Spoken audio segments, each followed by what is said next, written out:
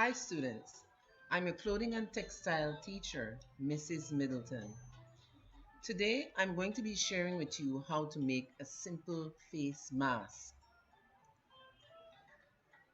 Your package.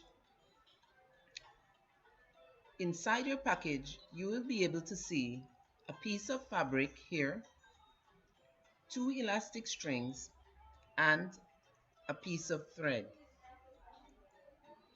Additional equipment you may need include an iron, ruler, pencil, and scissors. Notice that your cloth has two edges that are sewn with white or dark thread. All right? There are the unsewn edge at the top and at the bottom here. At the side, you would be able to see that there are sewn edges. Measure 2 inches at the 2 points of the cloth from one unsewn edge. So you could do it either at the top here, you measure, place your ruler at the edge here and measure down for 2 inches and you mark a point. Do the same and repeat that process, measure down and mark the 2-inch point. So here, this is an example in picture 2. All right, you mark off your points, then you balance your ruler on those 2 points and draw a line straight across. Next thing you will do is to cut along the line that you have drawn. So you do that right along that line. All right. Next, you string your needle in preparation for sewing. Then you fold your cloth in half like the photo below so that you see the wrong side of the cloth facing you. All right, in this way. Here we have the edges aligned.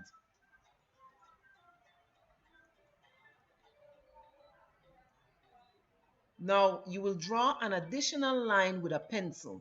Okay, that line is to measure ½ inch from the unsewn edge. This will serve as a line for sewing on the wrong side. Next, you are going to sew a row of small running stitches along the line you have drawn. Here is that line. So you're going to sew from one end all the way across to the next. All right, in this way. Okay, until you have come to the end. After having done that, you are going to turn the cloth over to the right side. If you notice, because you've sewn the two pieces of cloth together, you end up with something like this that looks like a tube. You're going to turn that over to the right side, and it looks like this here at picture 3 when you have done so. Now you're going to use your iron to press the cloth flat like this picture below. Here we have the seam that you have just sewn, and you're going to press everything flattened with an iron.